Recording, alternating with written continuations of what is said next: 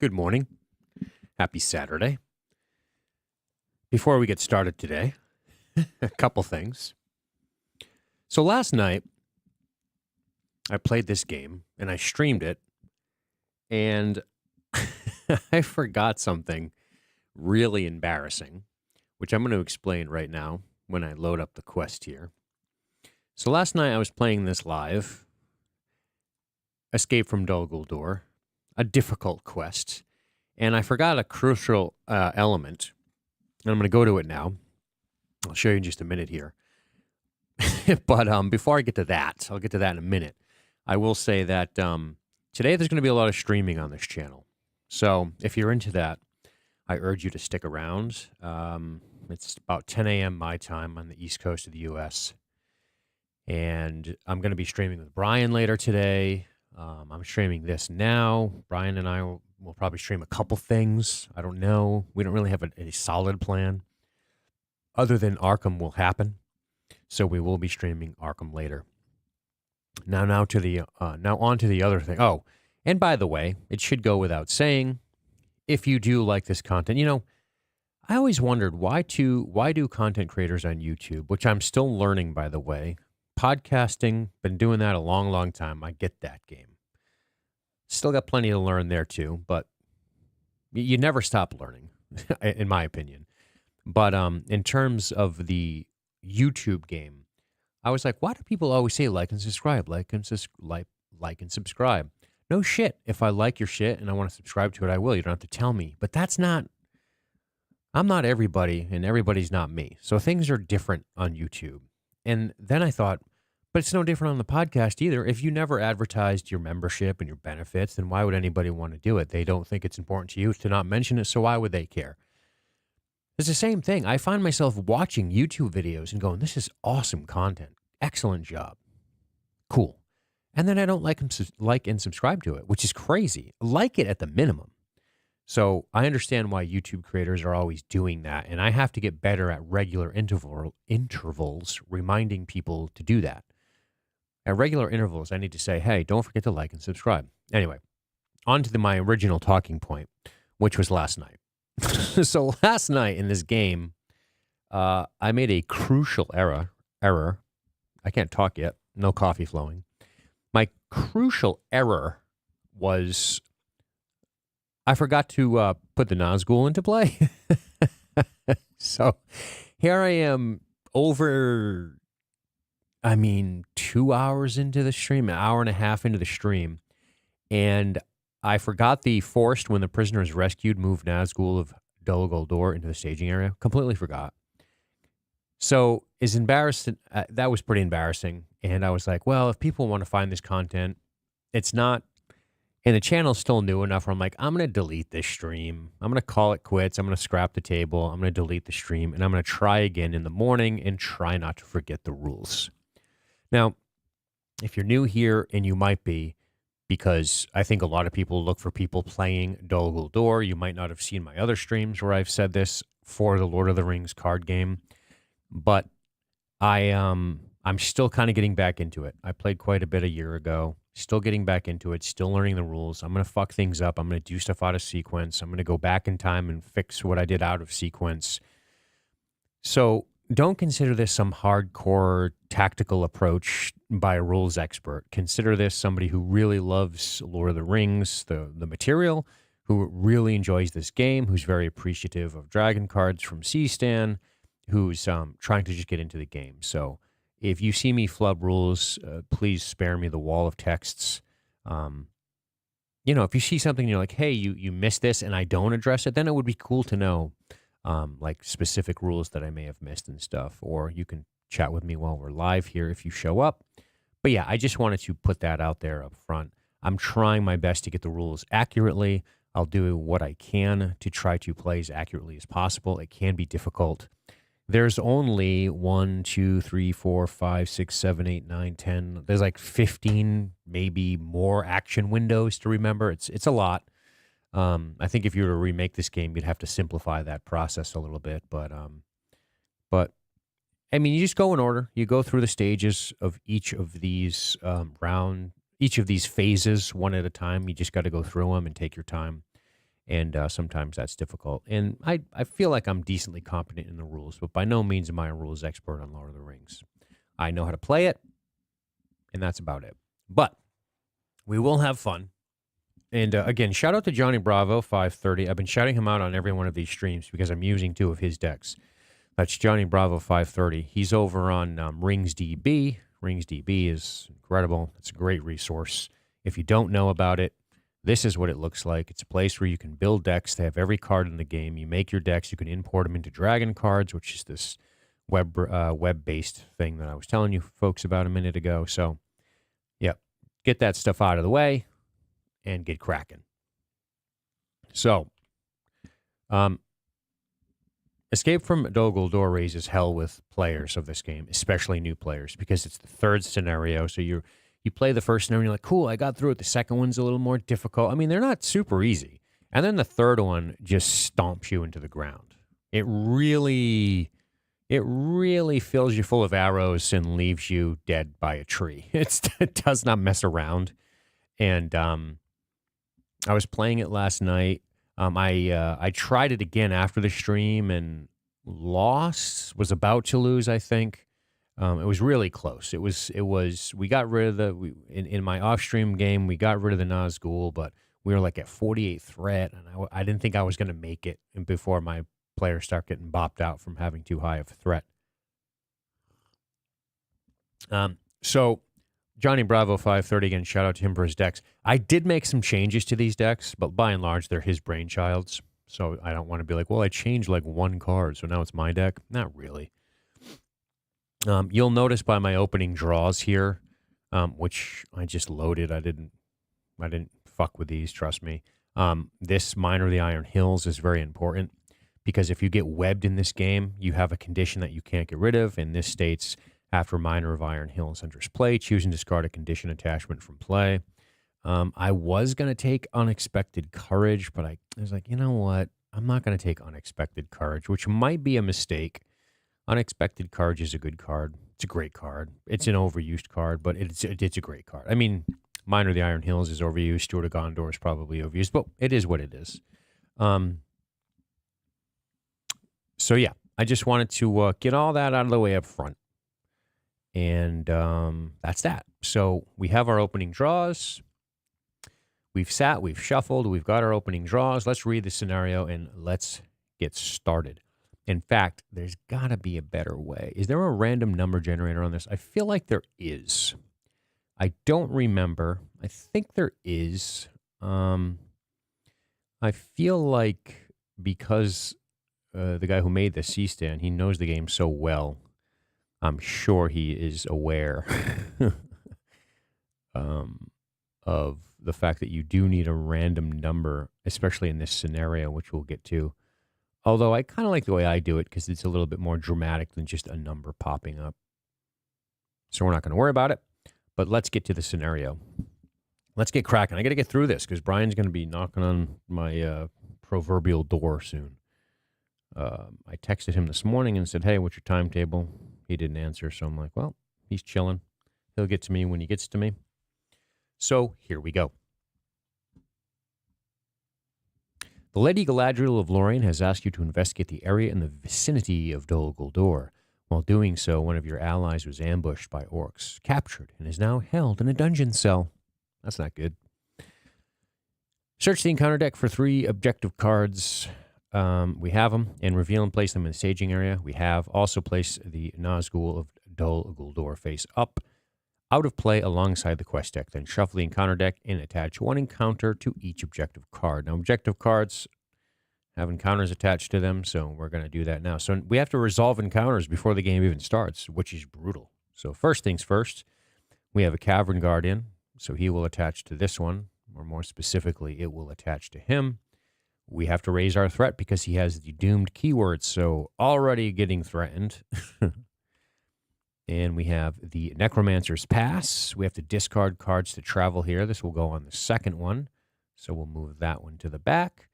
And then Gandalf's Map is going to be attached to the Enchanted Stream. Wow, not so much luck with the, not so much luck with pulling a Treachery. That doesn't hurt us right away. So this is the one you want. The reason these attachments matter is because I will show you right now. So we're going to flip this over. We've followed the instructions. Nothing unforced here, right? Just the doomed. Okay, there's 9 quest points on this. So it says, when revealed, randomly select one hero among all the heroes controlled by the players and turn it face down. That hero is now considered a prisoner. Cannot be used, cannot be damaged, and does not collect resources until it is rescued, as instructed by card effects later in this quest. We can only play one ally per turn. So the way I like to do this, and I don't know if there's an easier way, is I put all of the hero cards in my hand down here. So I'm going to put all of these people down here in my hand, and we're going to use the random selection tool for the deck and just grab one of them and say, there's our prisoner. So choose a random. Okay, here, who is it going to be? Who do I want it to be? Kind of Arwen. Or like Halbarad, you know, they're both great, don't get me wrong. But if you're putting a gun to my head and making me pick, choose random. Pow. Well, it's Amerthul. So he will be the prisoner. All right, so we'll bring him up here. I like to keep these guys in the order because then I get used to where they're at. So I'm going to put them right back in that order, put all my cards back into my hand. And we'll remove this and flip him over. Now, to not forget the Nazgul this time, I will attach it. So when I flip this card over, I'll go like, right. That's my brain trigger to remember the Nazgul of Dol Guldur. Now, we already have a 33 threat on the Dunedain deck. By the way, these decks I will show you because it's very possible you didn't watch the 2 scenarios leading up to this. But this is one deck. Let me blow it up a bit. Ride the Lightning features 24 allies. It's very much a card draw deck with Aristor.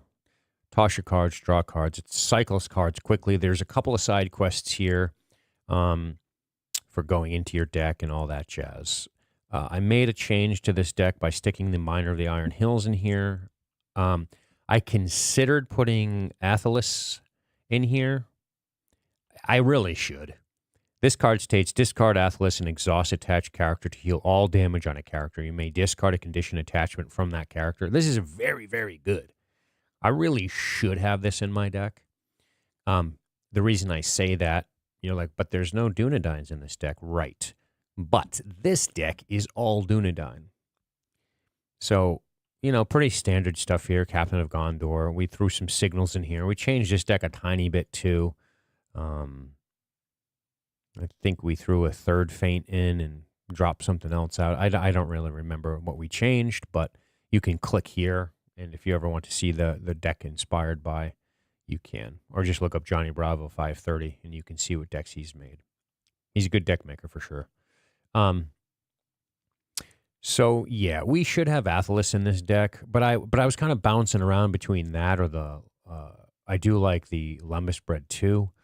So I don't know. Healing damage is great, but Athelis kind of functions the same way, except you can only play it on Dunedain. It probably would have made more sense to take 2 Athelis into this game than 2 Lembas based on what I have, because there's healers allies in this deck, and I can heal this team with these allies that can heal while utilizing the Athelis for the Dunedain, and then discarding conditions if necessary.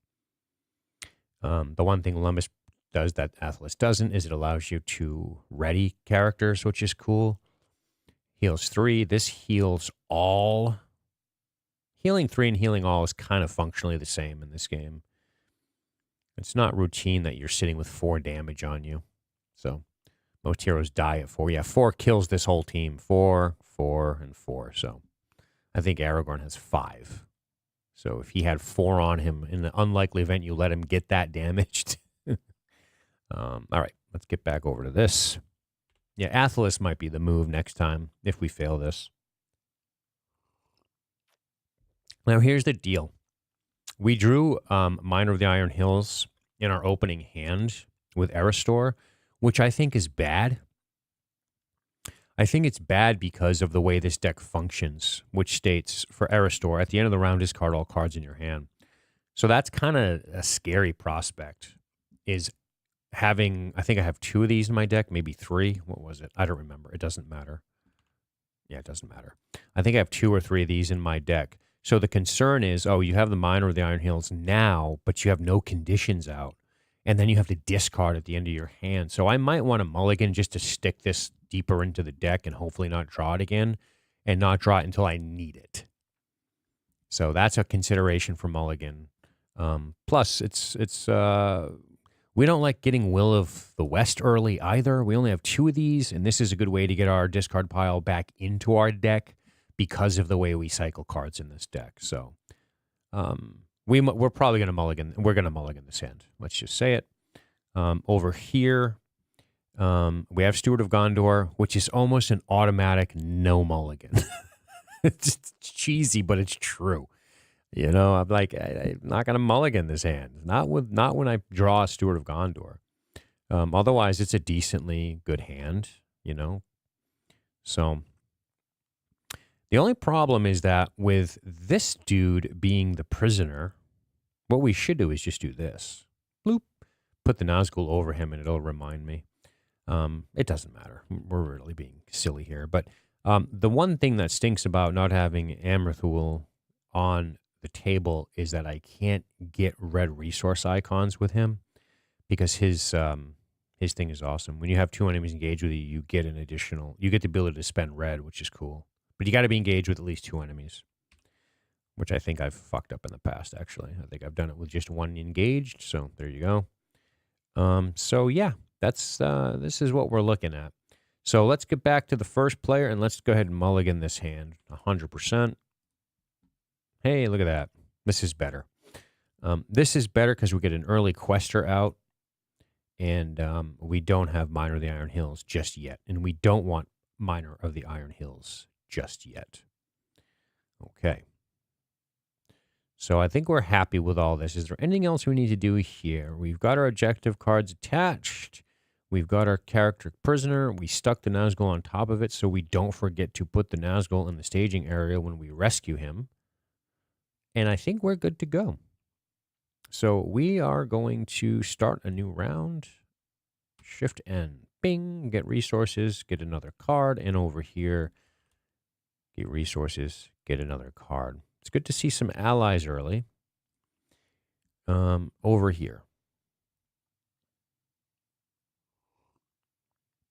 Let me just look at these hands real quick. We have Steward of Gondor, of course. I like to kind of keep this a bit organized. Give me all my attachments. This is an event. Attachments. We'll stick this up here, and then we got 2 allies. Okay, that's fine. We like that.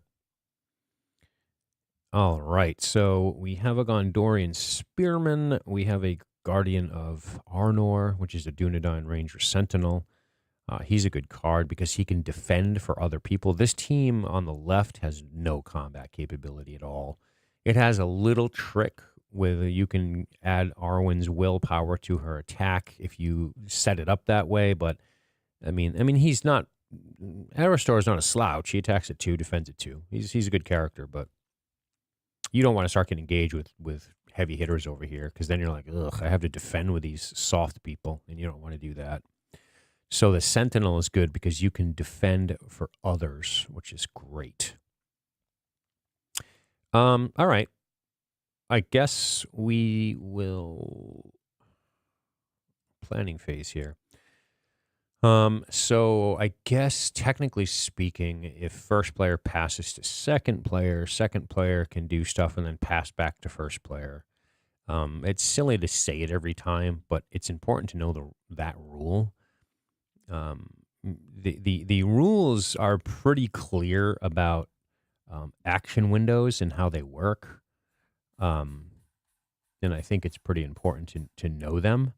And I'll actually will go over them real quick because I think it's pretty important. But I won't take too long on this, I promise. Hopefully this works. Hey, it did. Okay, so this states action windows An action ability may only be triggered during an action window.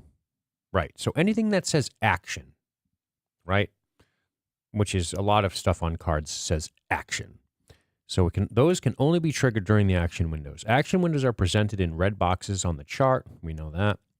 When an action window opens, the first player has the opportunity to initiate action or pass. Opportunity to initiate, then proceed in player order until all players consecutively pass, at which point the action window closes. So essentially what they're saying is you have to take your actions in action windows in player order, but not really. Because you can just pass. You can do an action, pass to the other player. He can do an action, pass back to you. You can do an action, pass back to him. Then if he passes, you proceed. So you have to have consecutive passes. That's in a two-player scenario example. I can't imagine playing this with more than two people, but maybe. Or one person, two-handed like I'm doing. Next it states, note that, can you guys see that? It's a little bit blurry. I apologize. Note that if a player passes, his or her opportunity to act, but all of the players do not pass in sequence, the original player may still take an action when it progresses back to them. Right. So that's what action windows mean. Now, I believe there's a part of this that makes it confusing for people, and I'm going to go right to it, which is the planning phase, because for some reason, this seems to be a source of struggle with people, and I guess I count myself among them at one point, but this just says, in the planning phase, you can see that over my head, it says, this step formalizes the beginning of the planning phase. Planning action window is a special action window in which the active player is permitted to play ally and attachment cards from his or her hand. To play a card from a hand, a player must pay the card's resource costs. Of course, spent resources. Yep, the action window remains open until all players consecutively pass. So that the active player has the opportunity to play as many allies or attachment cards. Yeah, so it's the same thing.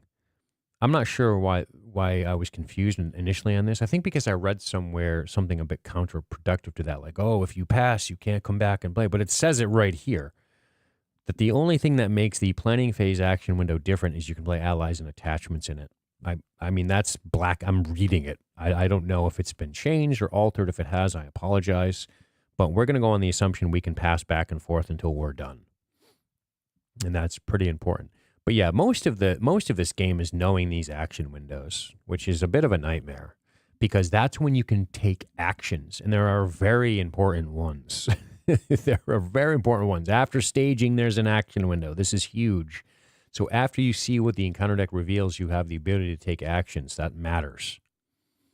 And then there's one in the enemy resolution phase, which is you get a declare defender, you get a reveal and resolve shadow effect, action window, so then you can determine combat damage after that. So these are pretty important action windows because you get information that will help you decide what to do in those critical moments. Now, I'm going to forget something. It's so hard to remember all of these. So, but yeah, just wanted to get that out of the way. Okay. So, getting back to this, we're going to pass over to this player. The reason we're passing over to the Dunedain player is because we want to equip Steward of Gondor first things first. So we're going to throw it on this guy. And, oh, shit, I can't because it costs 2. Fuck. I can't play it. Right, I can't play it. Because I have a red and a purple resource. Oh, God, that's too bad. So it doesn't really matter the order in which we do this, but I do think that Aragorn probably wants a War Axe to be able to do a little bit more damage. I don't love this card. This is a card I would probably substitute in the future. Yeah. But I might as well put it on now. Let's do it. So Aragorn whips out an axe. Hiya! And we'll pass back over here. And over here, we are going to immediately, whoopsie, not that button, buddy. This button. We're going to pay 2, and we're going to go ahead and pull out the Galadriel's Handmaiden. We may now lower our threat by 1 because this is not an action. This is a response. Responses are optional, if I'm not mistaken. Or maybe they're not. I can't remember what's optional. I think forced is unoptional. Response is maybe not, but it doesn't really matter. We're going to do it. So that's the first thing. We only have 1 green resource right now. So typically speaking, you'd want to play Dayron's Runes, but the problem is you might as well play it, right? Draw 2 cards, discard a card from your hand. So we're in the planning phase here. So we will do that. So we're going to discard this. We're going to draw 2. We're going to discard 1. This card's great because it can be played from the discard pile. So we're going to discard this card. We're still in the action window. We could use this card right now, which is return Elven Light to your hand from your discard pile, then draw 1 card. We could do that, but we don't want to do that just yet. We don't want to load up a bunch of cards that we're going to have to discard because we can't afford them in the early game. And then lastly, we will probably just do this. We can only play 1 ally per turn. We have to remember that. So bing. We're going to play Elrond's Council, which states if you control a unique Noldor, I control 2. I may give another character +1 willpower until the end of the phase and lower my threat by 3. We're going to give a bump in will to her, and we're going to lower our threat by 1, 2, 3, which is amazing. Yep, that's the move. Discard this. And I believe that concludes the planning phase. Nothing too exciting right now. Let me put this card to the back so it doesn't scare people. We don't want you to be scared of the Nazgul. He is scary. So now we are going to quest.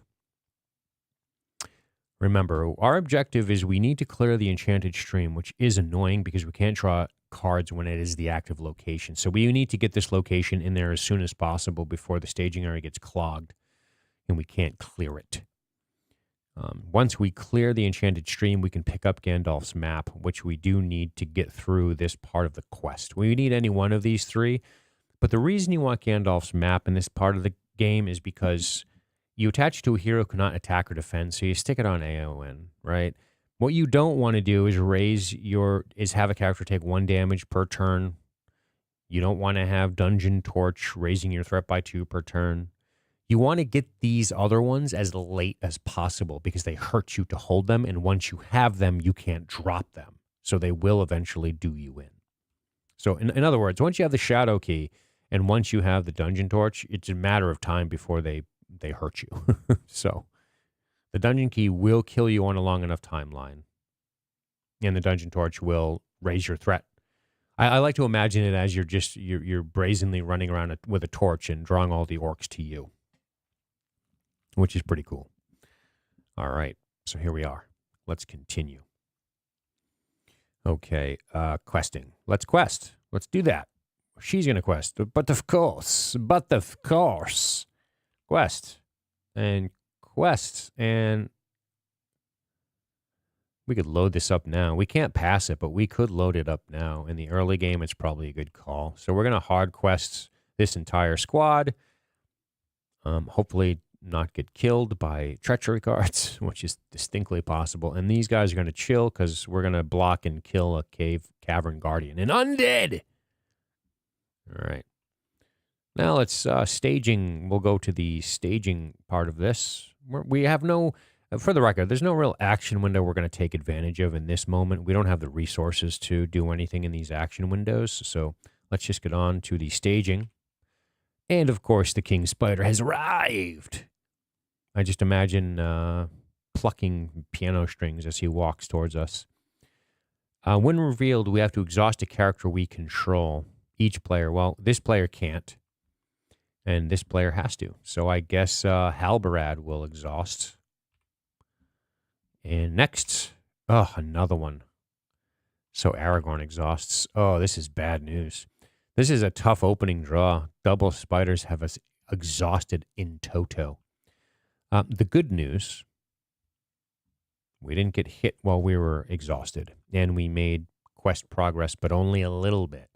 So we total up all this threat, 2, 4, 6, 8, 10, 11 to our willpower of 12, which is 5, 8, 9, 10, 11, 12. We've got 1 progress, which is kind of a bummer. So what we will do is we will discard a card for +1. So we're going to use Eowyn's action. Discard 1 card from your hand to give Eowyn.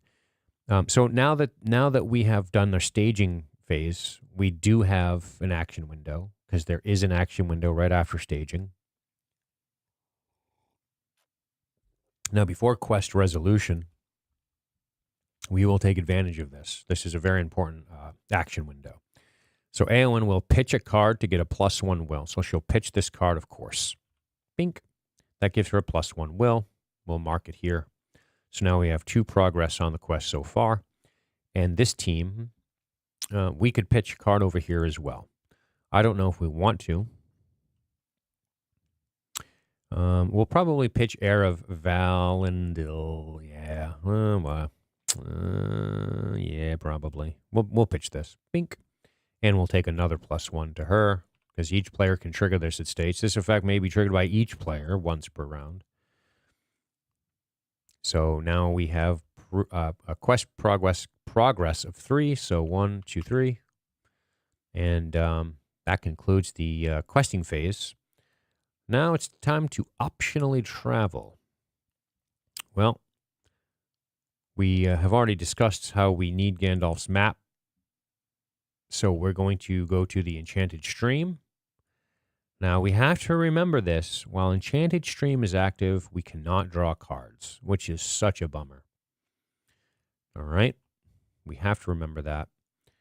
And now the encounter phase. So here's some unfortunate realities. Every one of these guys are coming. So we might lose this game right now, which is crazy. We might lose right now, which is absolutely bonkers. Fuck. So we will optionally engage both spiders. This is a terrible idea, Dean. And we'll optionally engage one over here to try to mitigate it. I don't know how they're going to kill it, but I can't have 3 attacks coming in. So we might lose right now, which is hilarious. But that's okay, because we'll just start over. So now we have to deal our shadow cards. We're in the combat phase now. We have no blocks. We're taking these unblocked, which is brutal. I shouldn't have sold out so hard on the quest immediately. So let's see what horrors await. Attacking enemies get +3 if the attack is undefended. So that's 6 coming in. So that kills him. Next, nothing. So we have 3 coming in. 1, 2, whoopsie. 1, 2, 3 on Aragorn. Yeah, we're fucked. Over here, we have no defenders. So this does 2 damage. We'll blow her up. And that's that. So, yeah, not great. Not a great start at all. We're probably going to be starting over. And that's that. So now we go to the refresh phase. So we refresh this. We refresh this. At the end of the round, Erastor states we must discard all of our cards. Oh, and by the way, we can't draw cards. So we're going to do...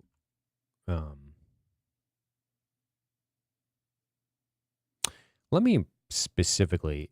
While Enchanted Stream is in the active location, players cannot draw cards, period. Okay. So I'm going to go like... I'm going to draw a card. I'm going to hit the Control N, which will draw a card, but then I'll just... Wait, what? Caps Lock is not on. Oh, Shift N, sorry. There we go. We're going to shovel this back into our deck. And over here, we're going to Shift N, and we're going to shuffle Gandalf back into our deck. Okay. Wow, that was painful. Painful. The spiders killed Halbarad on turn 1. That's actually hilarious. Oof. So no Steward of Gondor. Yeah, this game is probably fucked. It'd probably be best to say this is the loss. This is an example of scooping, where you go, I don't think I can win anymore. With a prisoner, I can't get Steward of Gondor. I can't really play any cards from the Dunedain deck. So I really am not sure how we make this work. But we'll try another turn or 2, and then we'll go from there. But it might be a quickie. It might be a quick big L, a big loss. All right, let's get to the planning phase. I can't do anything. I don't have the money. Over here, we have no cards. Yeah, this is a beating. We're gonna take a fucking beating on this one. Shit. Oh my word. Well, boy. I guess we'll quest with her. She doesn't have +3 though. And we're going to be raising our threat over here, I fear. So I have one person dedicated to the questing. So let's stage 1, travel. Okay. Response after it leaves play. Okay. And 2, the first player chooses one character currently committed to a quest, deal 2 damage to that character. I don't have a, this is the first play. Nobody's committed to the quest. But we have a progress of -3, which means we have to raise our threat 1, 2, 3. 1, 2, 3. We failed our quest. That's rare. And that brings us to the travel phase, which is relevant. Encounter phase, this guy will engage. Where's he going to go?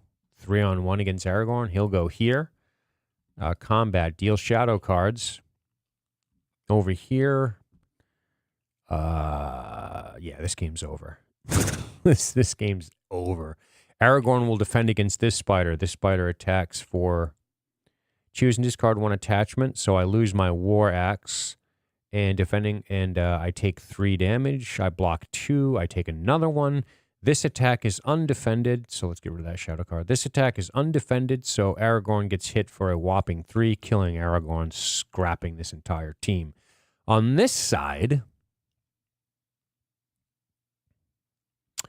Arwen will block.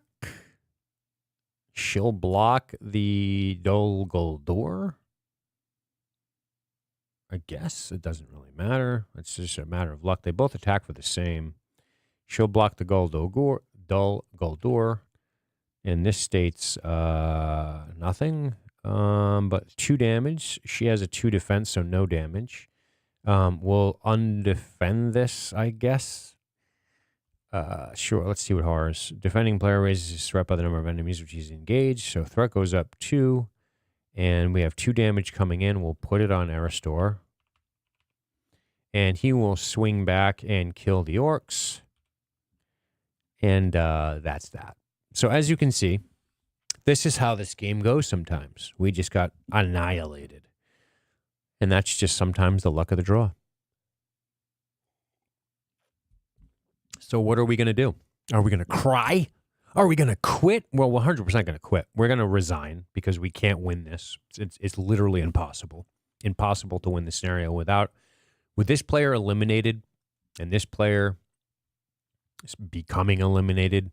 The only hope we have is to rescue this character. I don't see a victory in sight here with only 3 characters because we will not be able to mitigate the enemies that come out of the deck.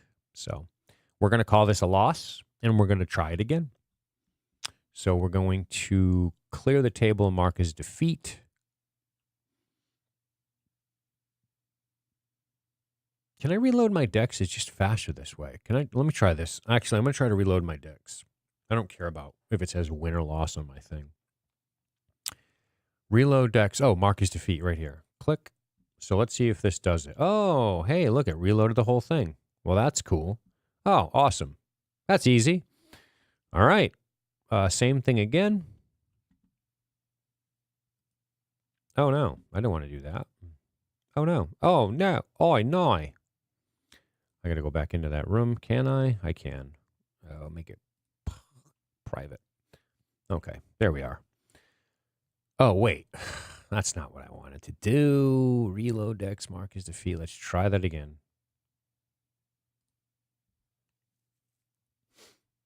All right.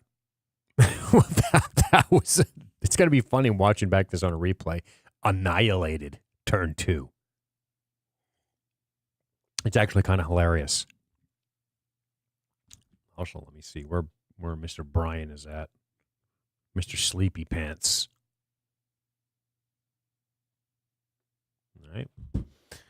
All right. Well, let's randomly select another one of these cats. I think there is a random number generator, and I don't remember where it is. Let's read this whole thing. Exhaust, attach, shuffle, commit, deal, add, start, stop, discard, send, raise, reduce, sit in open seat, draw on behalf, draw, reveal, deal, mulligan, draw, calculate score, refresh, deal, discard, raise, reduce, save, clear, undo, redo. I don't think there is a random one, huh? I thought there was. There's got to be. I think it just appears in something else. Like, is it a per round? I don't remember. I just don't remember, unfortunately. So we'll do what we did last time, and we'll see who gets taken away. So we're going to pull this stuff out of our hands. There's got to be a way to do a random number, but I'm not really sure how to do it. So let's stick all this stuff right back in. 1, 2, 3. 1, 2, 3. We will select a random person. We're kind of doing this out of order. So before we do that, let's do this again. We already read the intro. We're not going to read it again. We're going to attach. Let's go ahead and do that. So first card is a treachery. Each player discards all event cards in hand. Well, that's unfortunate to start the game.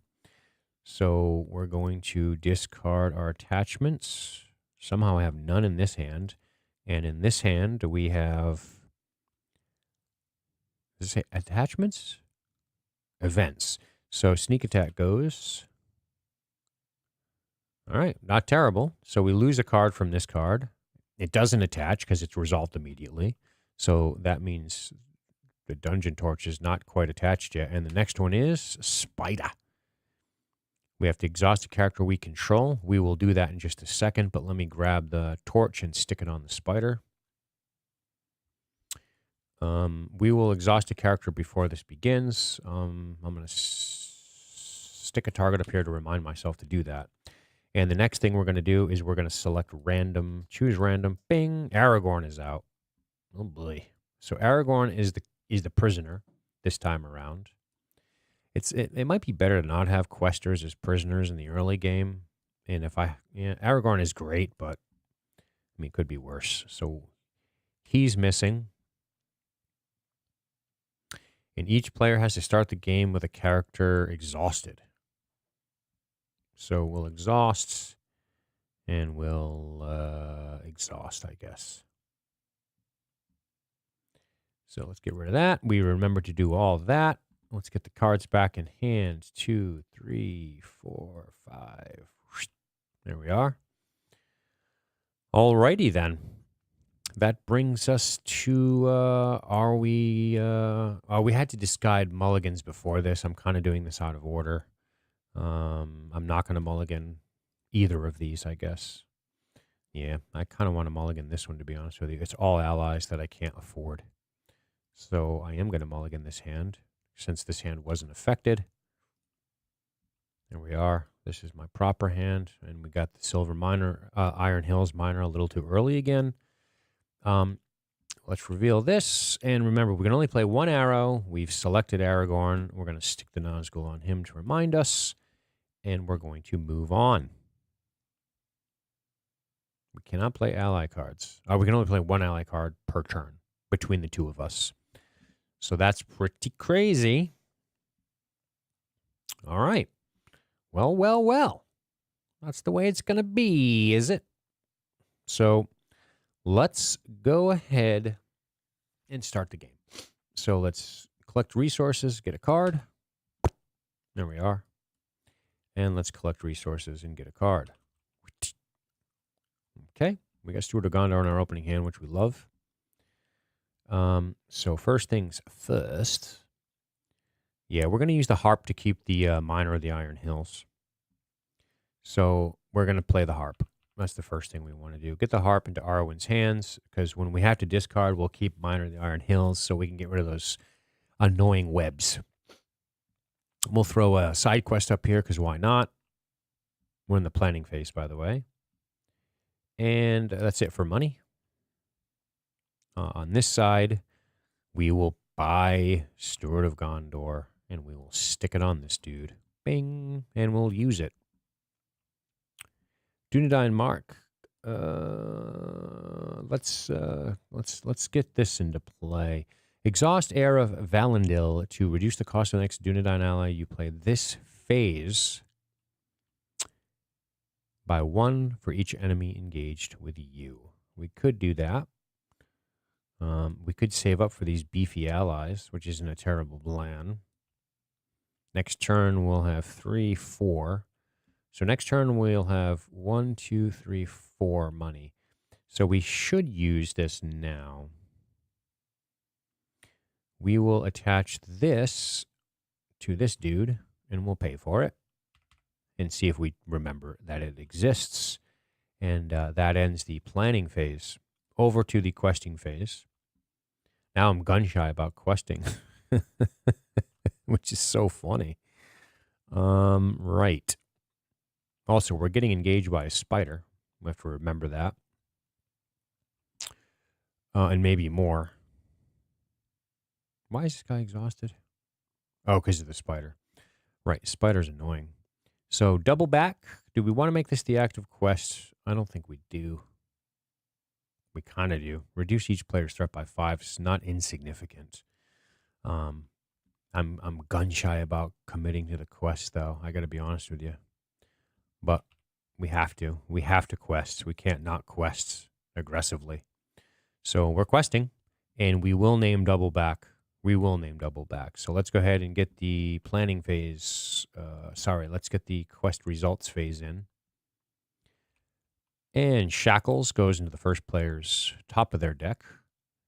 Not the worst thing in the world. And the Hummer Horns, which will kill you when it engages you. Only has a 1 threat, thank God. So we succeed by 4. That's great news, actually. That means we can go 1, 2, 3, 4. And that's that. So we do complete doubling back. We do our side quest right away. Each player may reduce their threat by 5. We'll put that in the victory display. Go to 23. And go to 27. 1, 2, 3, 4, 5. Perfect. That's helpful. That keeps us good. Lowering our threat collectively by 10 is nice. And we only have to contest with 1 enemy this turn. Travel phase, there's no locations to travel to. So we will engage optionally the King Spider. Because why not? And that brings us right to the combat phase. Deal a shadow card. Yeah, we have no money, so there's nothing we can do from an action window standpoint. So we will declare Amanthul as the defender. And the King Spider's got 3 damage coming in. And we are discarding a Caught in the Web, which is excellent. So this card can F off. And we are able to block because the King Spider attacks for 3. And Amanthul, however you say it, defends for 3, which is incredible. So we love that. We love that we can defend the spider with our 2-weapon fighting. That's awesome. So well done. And that concludes the combat phase, which brings us to the refresh phase. So nothing catastrophic yet. We have to get rid of the questing stuff on here. There we go. And anything stopping us from doing anything? Not really. So new round. So get our resources and a card. Voila.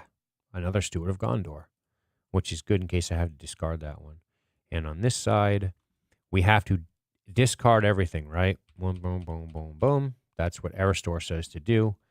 And now this turn, he draws this card, of course, which is annoying. And it states, so we had to send this to our deck. And now it says, the next time a player will draw 1 or more cards from the attached deck, discard Iron Shackles instead. So this is discarded.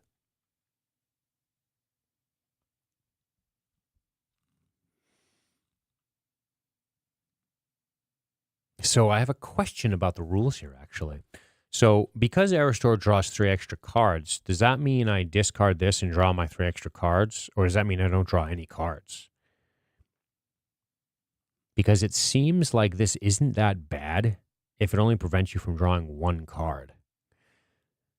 So it states, the next time a player would draw 1 or more cards, which is now 1 or more, discard Iron Shackles instead. Yeah, I think this prevents me from drawing anything. So we're going to play it that way, and we're going to go ahead and discard this. It goes up here. I think that seems like the most punishing way that it would probably exist. So we have no cards on this side of the table, which is crazy. So the planning phase will be brief. We're going to go Steward of Gondor. And we are going to throw the Ranger of Cardalon into play because he's a 2/2/2 with 3 health.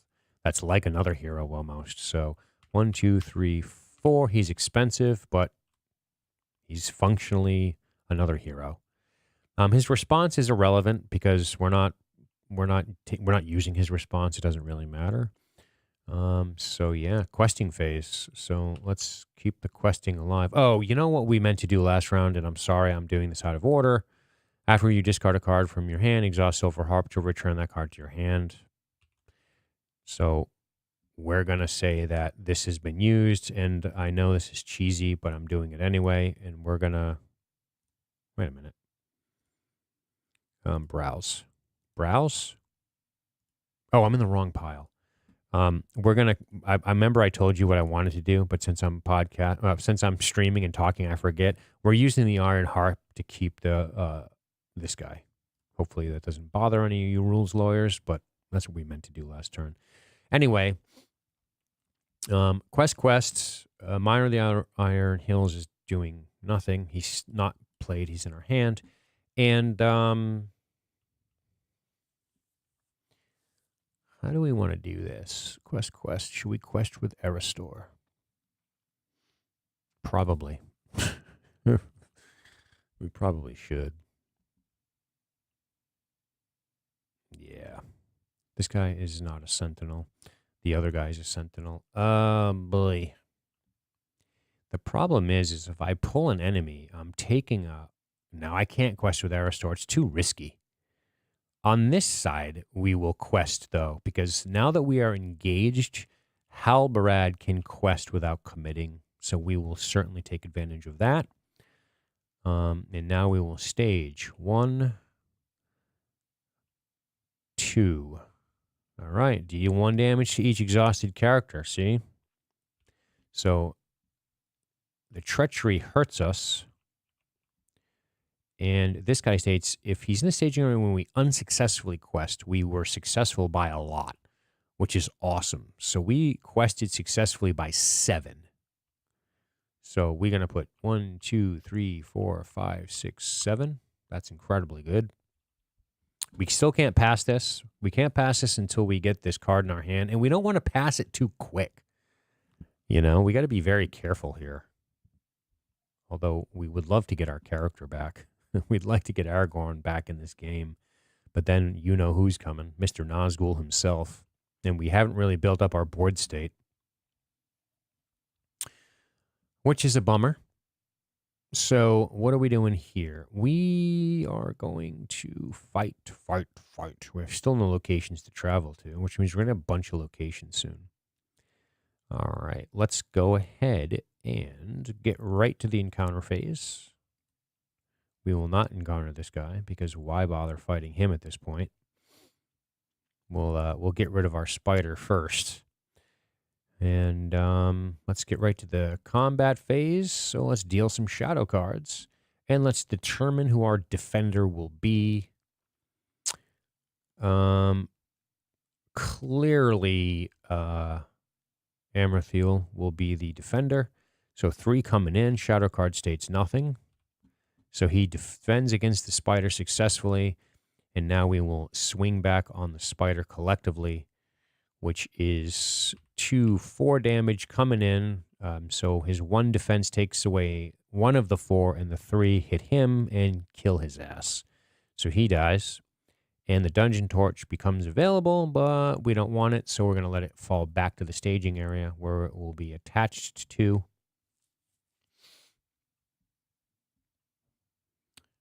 Okay, and that's that. So again, not terrible. We're making a little bit of progress, but not a ton, you know. So let's go ahead and refresh. And refresh. And end of the round, we have to discard everything. We will use the harp again to keep the miner in play. So instead of discarding him, we're going to use the harp after card is discarded from your hand. So we discard it, we harp it back. And let's get to the start of the round. And 1, 2, 3 more. Another one, naturally. And over here, we pull the Dunedain quest. So we can attach to a hero to give them +1 will. With our signal card. We'll put some signal cards in this deck. Alrighty, let's get to the planning phase. We really... Oh, wait. When these guys entered play, they grabbed these cards, right? We have to remember that. This was attached to the spider, so this is attached to him. Right. We have to remember that. So these are not just sitting there. These enemies are now guarding these things. And then we killed the spider, so this one went in free. So the Dungeon Jailer is our target because we want Gandalf's map. So let's quest. Let's quest. Actually, let's plan. Let's do some planning. We're building up money over here, which is nice. We could stick another harp in play. It would be silly not to. Will of the West is good. Yeah, we want to keep that card. So Eowyn will get a harp. Couple of bards over here. Just pop playing music. And we should probably put a miner into play because we can't keep them all.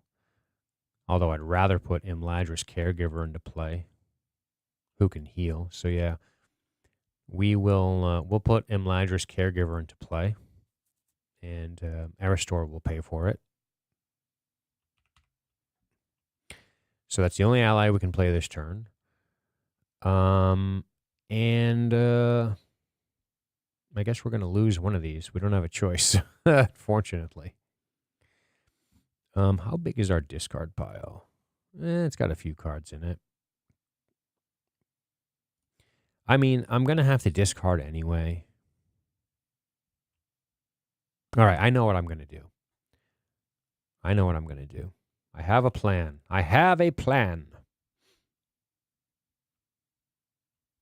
Yep, I know what I'm going to do. I'm going to discard the Miner of the Iron Hills.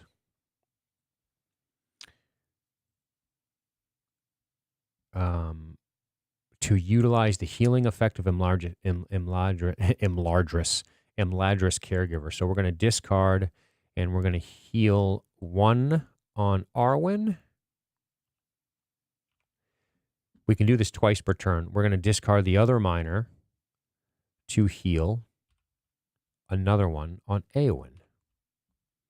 Now we're going to be very tricky.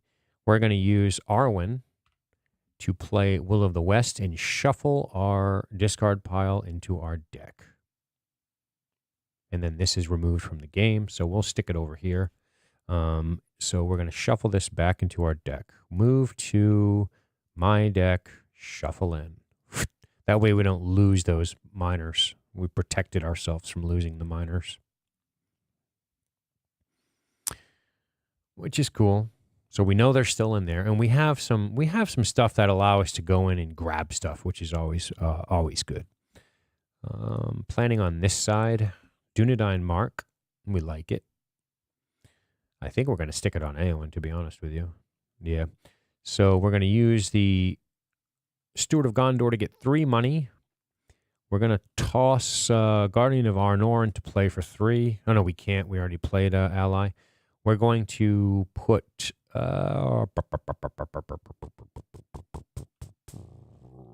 we got 3. We're going to put the signal on him. So now Amarthul has become a sentinel. So he can defend for this team, and he has a 3 defense. That cost me 1. And we're going to stick the Dunedain quests attached to a hero on Eowyn. Ka-ting. So now she gets a permanent +1, which is super good. And that cost me 2, I believe. Yep, so 1, 2. And that's the end of the questing phase. That's not a planning phase. That's not a bad planning phase. Solid. So now we are at the beginning of the questing phase. And we are going to do some questing. Because of course we are. And we got to remember, we got to fight the Dungeon Jailer this turn. So Clearly, Arwen will quest.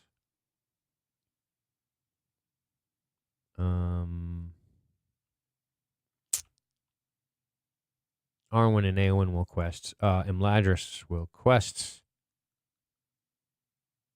I guess. Aristor will stay just in case we get a low threat enemy and we need to block. On this side of the board, Halbarad should quest, but he's not going to. Maybe he should. Maybe the Ranger should quest.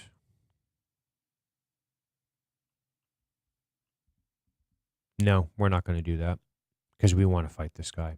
All right, staging time. 1. Doom goes up when the undead arrive. They're heralds of doom, the undead. We got to attach the torch to him. And one more. Mountains of Mirkwood. Okay, we still have a 3 quest progress, which is great. So we're going to go over here and go 1, 2, 3. So this is cleared, but we can't clear it because we don't have an objective card.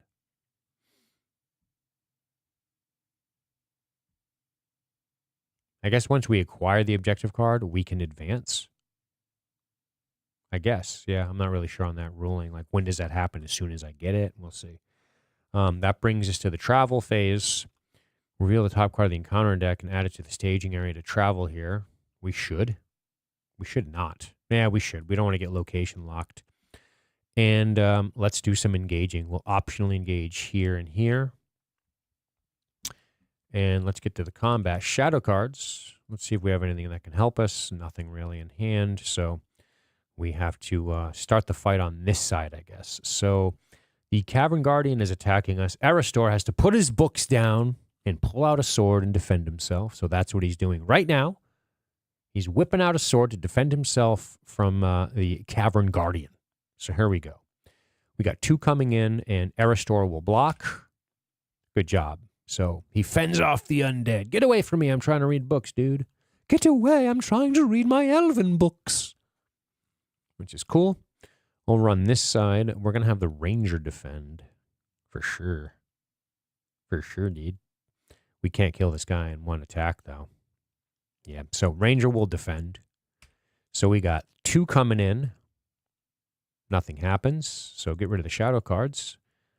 So he attacks for 2. This guy defends for 2. This Ranger is great. Like I said, he's functionally a hero from a stat line perspective. Whoopsie. Clear shadow cards. And now get over here. Nothing we can do over here. On this side of the board, we're going to swing away.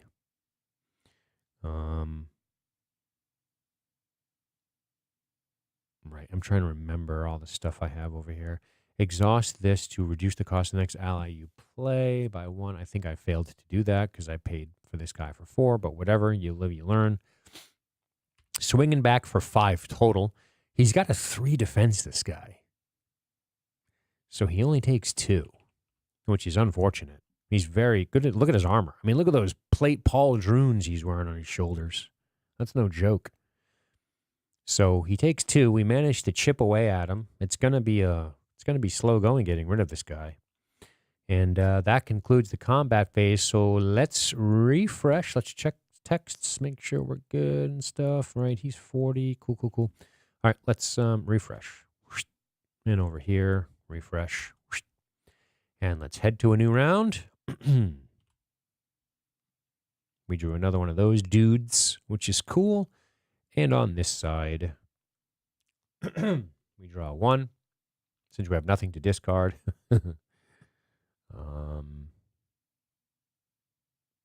Draw 1. Hey, look at that. And 1, 2, 3 more. We got some money to spend over here. That brings us to the planning phase again. Planning, planning, planning. So we need to get rid of the enemies over here. So the first thing we're going to do is, starting on this side of the table, is we are going to use Steward of Gondor to get 3 money. And we are going to throw the Guardian of Arnor into play. He cost me 3. 1, 2, 3. Unless we want an ally over here to come into play.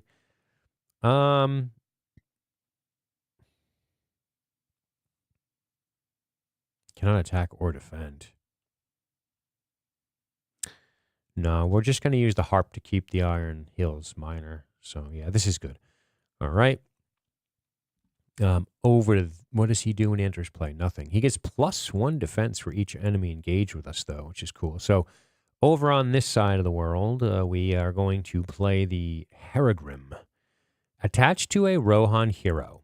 Reduce the cost to play on Theoden, which we don't have in this deck. After a hero is declared as an attacker, I can exhaust this card to add will to her attack. That's insane. That's insane. But we're topped out at restricted cards. So if I want Arwen to attack, I can exhaust this card and get a +4. So she'd be attacking at 5. That's insanely good. That's insanely good. That cost me 3. So 1, 2, 3. All right. That concludes the planning phase. On to the questing. We have to quest somebody. So we'll quest Arwen, this guy. We don't want to fail a quest because we don't want to raise our threat. But we do want to get rid of some enemies here.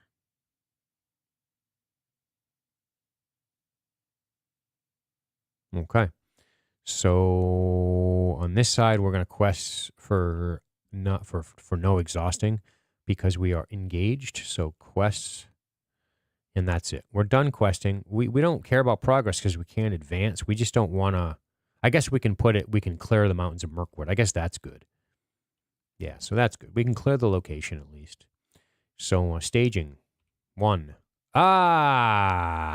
When revealed, the player with the highest threat level attaches his card to one of their heroes. He cannot.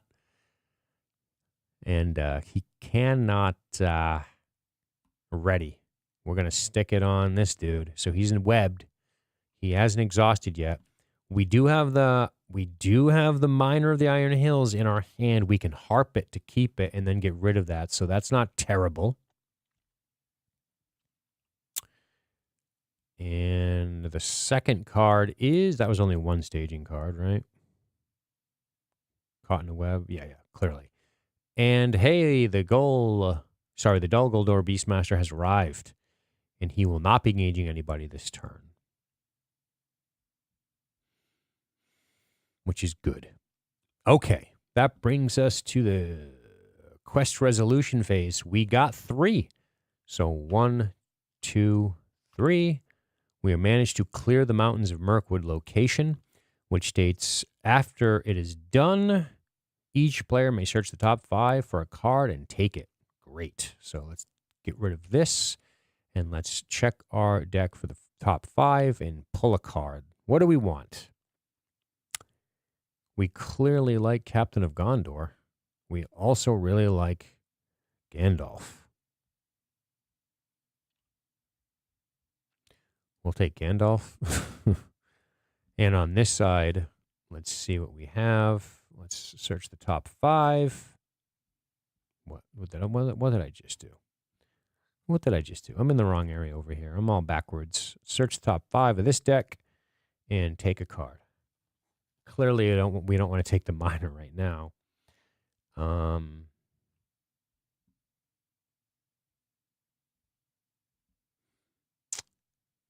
Attachments and allies. I guess we should take Will of the West just to harp it and keep it so we can. That probably is not a bad idea. So we'll draw this. I don't know what I did over here, but there we go. Okay. Questing phase has ended. We're nowhere to travel. Beginning of the encounter phase. Let's deal shadow cards, and let's see what we want to do here. So starting with the first player, the Dungeon Jailer will be attacking. And we're actually going to have the Guardian of Arnor defend. So let's see what horrors await. Raise defending player's threat by 4. That's not good. 1, 2, 3, 4, which means this guy's coming next turn. He does 2 damage. This guy has a 2 defense right now because he gets +1 for each enemy I am engaged with. So he has a 2 defense. He successfully defends. Well done, Guardian of Arnor. Awesome. And on this side,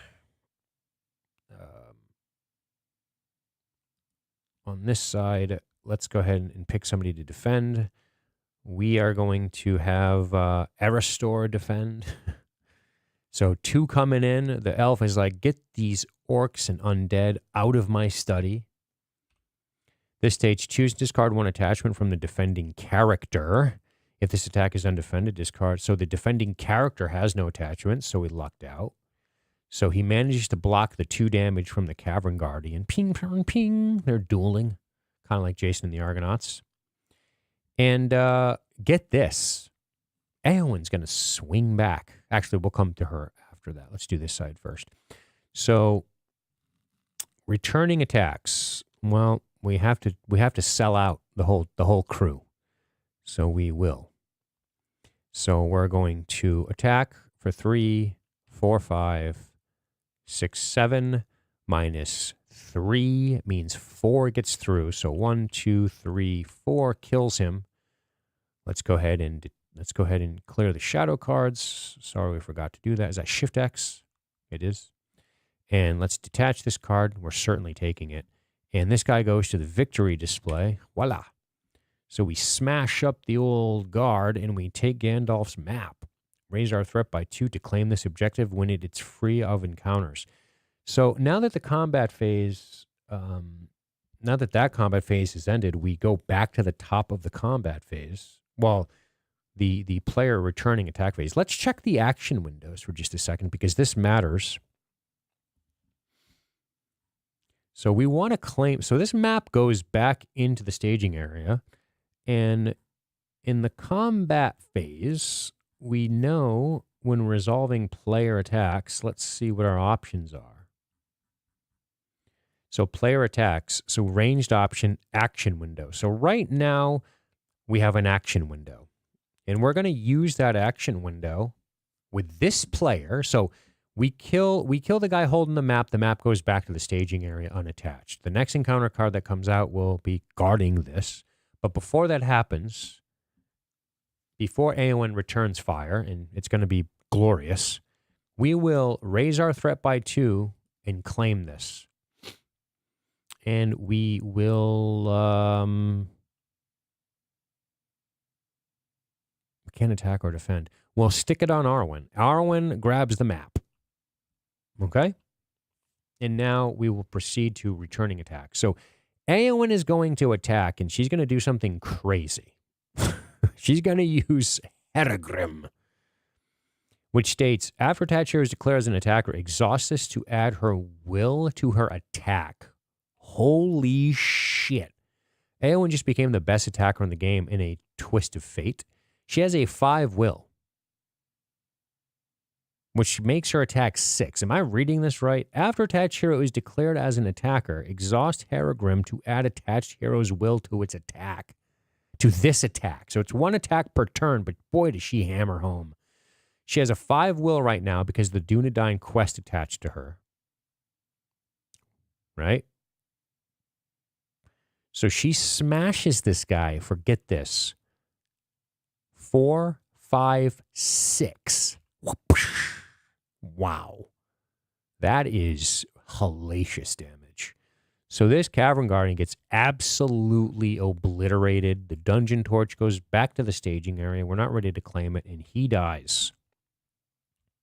Not terrible. Not a terrible turn, if I'm being honest. Technically speaking, here's what I think happens, actually. What happens if you get an attachment? I have to look up a rules thing. I have to look up a rules thing over here, and I apologize. What happens if you get objective not in quest phase and objective card is full? You know what I'm saying? I'm not really sure. Because my question is, this is a weird rules question. My question becomes, before Eowyn kills this guy and we get the map, I think technically we have to advance the quest. The players cannot advance to the next stage of this quest unless they have at least one objective card.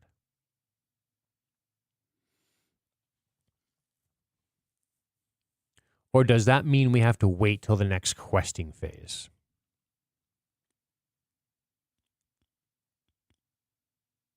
I don't know.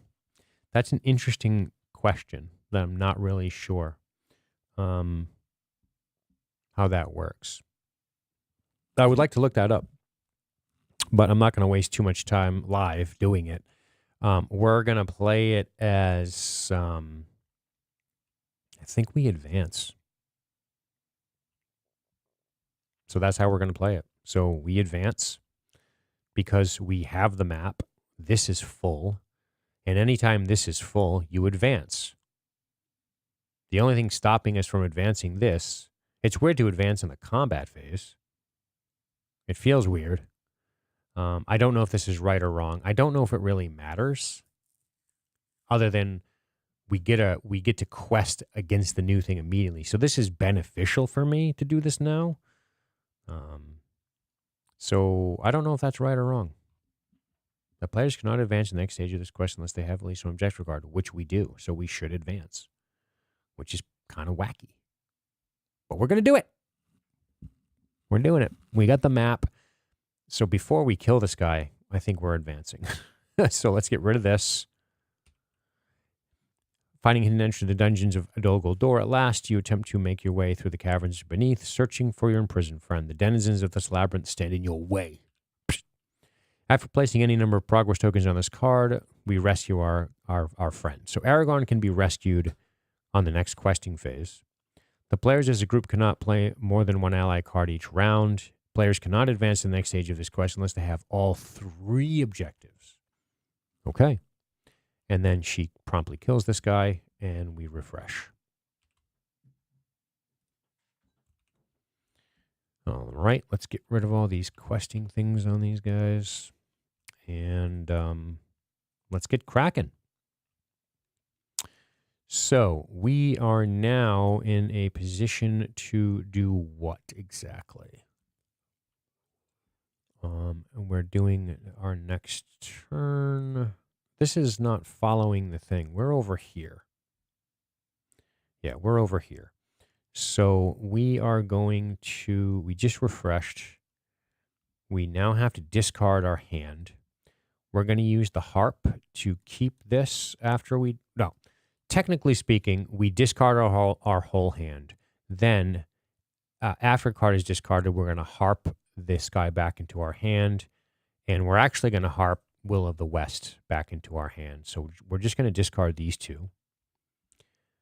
And then we're going to go to the new turn. Bing.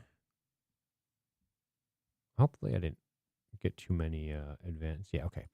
And on this side, we will advance. Excuse me. We will get money and start a new turn. All right. We're in the planning phase. We had double Gandalfs. It's a lot of Gandalfs.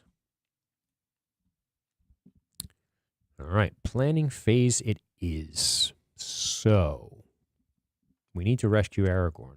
And then we have to deal with the Nazgul, which is never fun. On this side of the world, oh, he does not advance. He does not unexhaust unless I want to pay 2, which I can't do this turn. Yeah, so he's untapped. Does it have to be from him? From that hero's pool? Yeah, that's rough. So he can't ready because of the caught in a web bullshit. Which brings us to what we need to do this turn. On this side of the table, which is during our planning phase, we are 100% going to play the Miner of the Iron Hills for 2.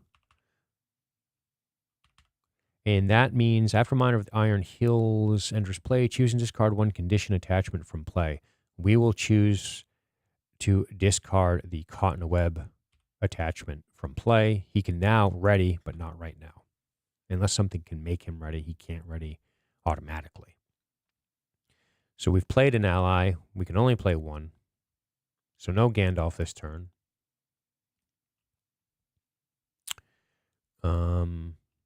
So these guys are done planning. So on this side, we could do some healing. We don't need to. On this side, we will exhaust Steward of Gondor to get some money at least.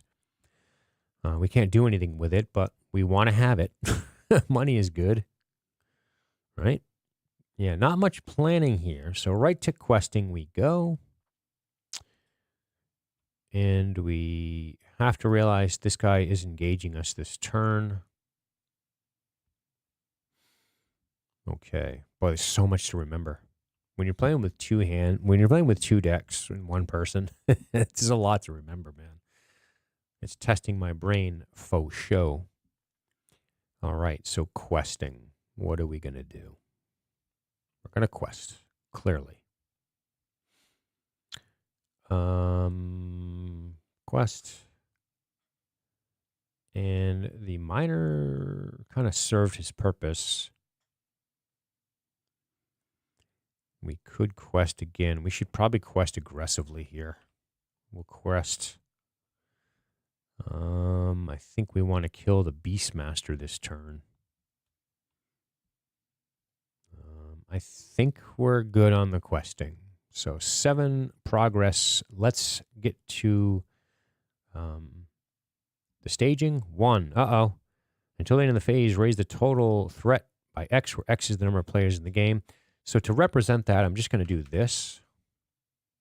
And the next card is, again, oof. So let's get rid of that. Not terrible, to be honest with you. We still have progress of 3. So we're going to put 3 on this.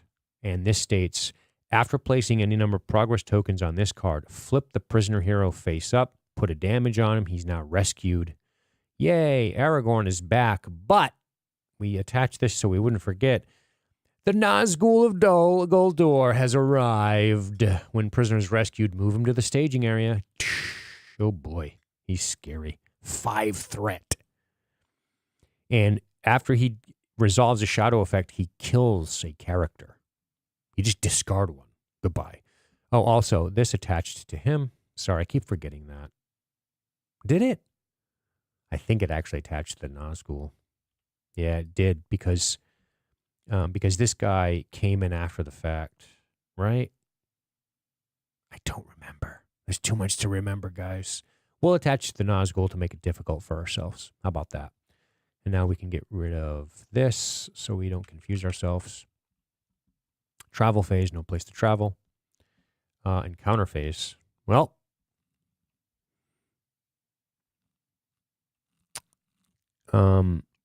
should we... Oh, man. Oh, boy. We're going to have to take this guy next turn. But this guy's coming to us this turn. So he engages us. But this thing is annoying, too. It immediately is going to kill somebody. So he engages us, which is fine. Oh, and Aragorn's damaged. Let's not forget that. Only a million things to remember. I'm playing a little bit fast, too. All right, so, okay. Well, you know what's crazy? We can't clear the stage until we literally kill a character. Because the Hammerhorns has this attachment, and when the Hammerhorns engages you, it deals 5 damage to a hero. That's insane. That's insane. All right. So I don't know who we're going to sacrifice, but we got to sacrifice somebody. It might be. I don't know who it's going to be. I have no idea at this point. Shit. All right. So encounter phase, combat phase. Do we have any cards that can help us? Not just yet. We do. We're sitting on Gandalf, but we're going to need Gandalf against the Nazgul for sure. For sure, man. The Nazgul is a nightmare.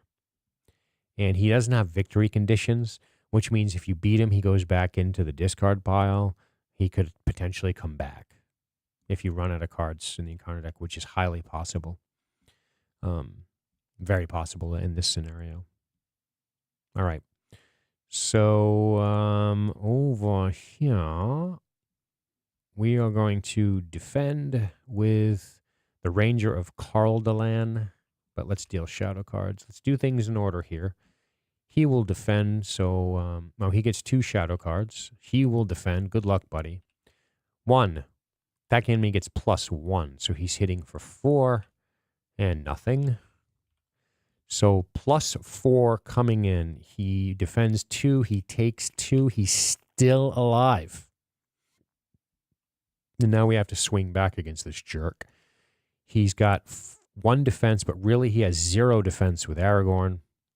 So he takes 3, 4, 5. That kills him. So he's gone. And that concludes the combat phase. We could optionally engage at this point, which would pull the Nazgul out of this. He can't do anything this turn, and his threat wouldn't contribute. So do we want to do that and prepare for an absolute slugfest against this Nazgul? I think we kind of have to. Yeah, we pull him now. He doesn't contribute to the threat. And I don't see the disadvantage of having him now because he's coming. We could get a lot of progress on the quest based on this current board state. It might be risky. I don't know if this is the right move, but we have to figure out, can we kill him in 1 turn? We can Gandalf him for 4, bringing his health down to 5. He's got a 3 defense down to 2. We can kill him in 1 turn, believe it or not. So we will optionally engage this guy. Besides, we can quest Halbarad for free. Yeah, this is scary, but I think it's the move. Oh, no attachments can be on him? So the Nazgul can't guard shit, huh? Yeah, it's just occurring to me that this is probably in the staging area because if it was attached to him technically, then we can't kill him. Then either way, it's unattached, and we probably should take it, but not yet. Yeah, that's interesting. So he can't guard. Can the Nazgul of Dol Guldur not guard objects? I guess not. It's an objective card, not an attachment. Oh, it gets so technical. No, I think this is on him, which is insane. That's how I'm going to play it anyway. All right, so, all right, let's refresh and see what's going to happen. So refresh. And what are we doing over here? We have to discard at the end of the phase. So we'll discard her. We'll harp to keep this card. And then we'll go to a new round. So let's go Shift N. 1, 2, 3 more cards. And over here, Shift N. Oh, it didn't work. So, sorry. Get up, sit, Shift N. It's not working. There it goes. Ooh, we love this. We love this card. Okay, let's be very careful about planning this. Planning phase, what are we doing here? We are going to play Gandalf because absolutely. Let's go ahead and steward first. So Gandalf's coming in right now. Bing. So that costs me 1, 2, 3, 4, 5. Gandalf comes in. We're going to do 4 damage to this guy. Of course, it's a no-brainer. We can get rid of this guy this turn. And that's that. Okay? So that's the ally played this turn. Ready X, 2 to 9 characters you control. X is the number of enemies engaged with you. Right. And on this side, we'll probably use that for Gandalf to quest and then fight. Oh, he's not a Dunedain. That won't work. I guess for maybe Aragorn, I guess. I don't know. Okay, on this side, what are we doing? How many cards in this discard pile? Only 3. We love Heed the Dream. We really love it. I love this card. I should stick a horse on somebody. Oh, I can't. She's got 1, 2 restricted items on her already. We can't do that. So the horse is going. We can't really do much. We will play Heed the Dream. Don't let the dream die. So we're going to play that for 1. This stage, choose a player. That player searches the top 5 cards of their deck for a card and adds to their hand. Then they may pay 3 leadership resources to check their deck for a card. We're going to do that over here. So we're going to pick this player. We're going to spend the resources now to just get this done. And we're going to go ahead and discard this. So we're going to, over here, search the top 5, then search the whole deck. So search the top 5 is the first order. Look at the top 5, take a card. Faint is exactly what we're looking for. Bing. Close and shuffle. Now we're going to search the entire deck. So we'll do this. And what do we want? Do we want another ally? We probably do. We probably want to load as many allies on the table as humanly possible to contest with a rush of orcs we're going to get later. So we might want to do that. But then again, it's probably important to consider picking up sneak attack so we can run Gandalf back. So we'll do that. We're going to grab sneak attack because we have another Gandalf in our hand. Seems like the right play. Okay, questing phase. Boy, oh boy.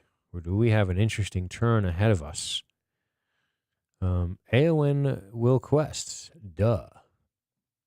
Arwen will quest, of course. And that's that. Over here. Wait, before that. So we're going to quest, pass over to here. Over here, we're going to... Actually, I'm going to pitch a card to heal. So I'm going to pitch this card to heal Aragorn. 100% going to do that. So that's what he does. Discard a hand to heal somebody. All right. She can do it twice. Or he, Imladris. I will do it again and heal one on this guy. And now over here, Halbarad's going to quest. Because why not?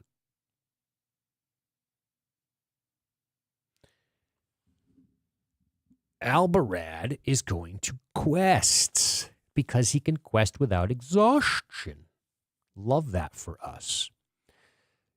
And I think we have this Dunedain card, which is Descendants of Kings, which will allow me to untap somebody as an event, which we can play after quest resolution. So I think we will do that. I think Aragorn will quest as well.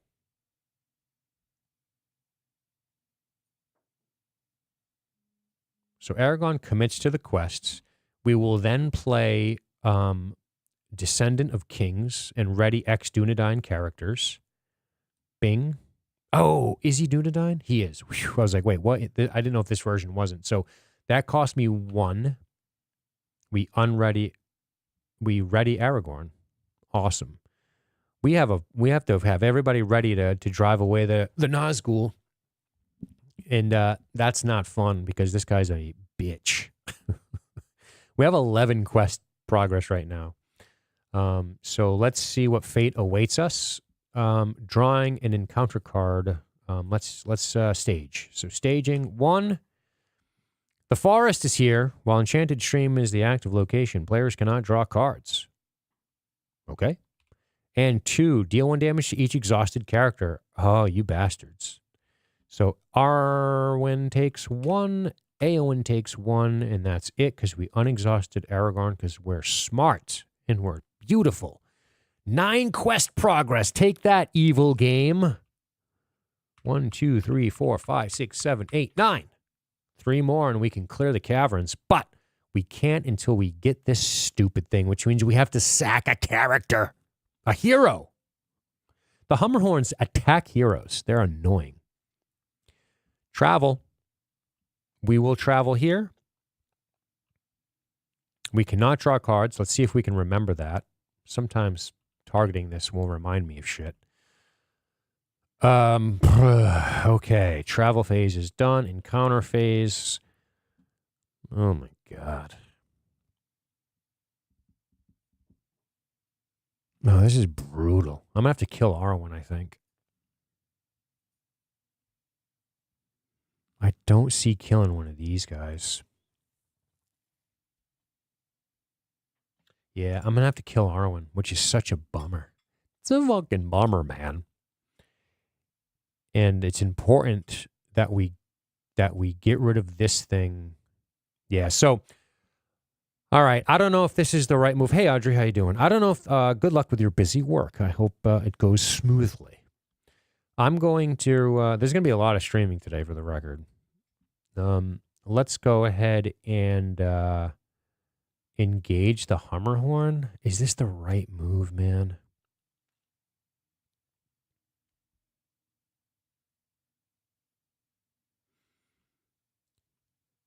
After Hummerhorn engages, you deal 5 damage to a single hero you control. And there's nothing I can do to stop this. I don't have anything in this deck to mitigate this. I don't have anything that increases hit points. If I had something that could increase hit points, I would put it on. I'd have Aragorn take the damage because he has 5, but this is a one-shot 5 damage. Essentially, Hummerhorns is like the encounter deck version of Gandalf. It's just zap. It just kills somebody. It feels a little weird to do it now, but I want to take it now and just, I want to decide on this. So we're going to engage the Hummerhorn optionally, and it's going to blow up Arwen. So Arwen dies. Boom. Which means Gandalf's map goes up here. But that also means that I can raise my threat by 2 to claim this. So I will. 1, 2. And Eristor will grab it. Oof. So she dies. So we're down a hero over here. And that gets us to the combat phase. Deal shadow cards. The Nazgul's here. Oh boy. I think we're going to kick his ass, to be honest with you. Gandalf already fucked him up. He did some crazy, awesome magic shit and has half fucked him up. You never really consider the Nazgul dead. You just scare them away and they have to regenerate and come back. They're kind of immortal. They don't really die. That's why he doesn't go to the victory display, because he can always come back. So what kind of corniness awaits? I think... So, okay, let me calculate this. The Nazgul has 3 defense, but it's only 2 because we're engaged with Aragorn. It has 5 health left plus 2 shields, gives it a de facto 7. So we need to come up with 7 damage. We have 3, 4, 5, 6, 7. So we have it between these 3 characters. So the cheesy thing to do is to block with this guy. So we're going to block with the Guardian of Arnor, because it's 4 damage coming in. That's significant. So this heroic Guardian of Arnor says, "Nay, Nazgul, I stand in front of you today." And what happens? He gets killed. I mean, I know that's a shock, but the Nazgul destroys him. Splat. So he dies. Additionally, after shadow effect dealt to Nazgul of Dol Guldur resolves, the engaged player must choose and discard a character he controls. So here's where we're going to be cheeseballs. Since Gandalf is discarded at the end of the turn anyway, we'll choose him. So the Nazgul screeches and Gandalf's like, "Oh dear, that's frightening." And he runs away. And now we have 4 heroes to swing on this bastard. I have no ranged. I should be shooting this bastard over here. So let's go. Let's go, Nazgul. What do you got? We're going to hit you for 3. We're going to hit you for 6. We're going to hit you for 8. How do you like that? He soaks 2 of it, and he takes 6. 1, 2, 3, 4, 5, 6 is enough to drive away the Nazgul. So he is discarded. Well done, lads. Dungeon Torch drops. We're going to raise our threat by 2 to claim it. Dude, Aristar is going to hold it, I think, which might be stupid, actually. What does this do? It's just a threat, huh?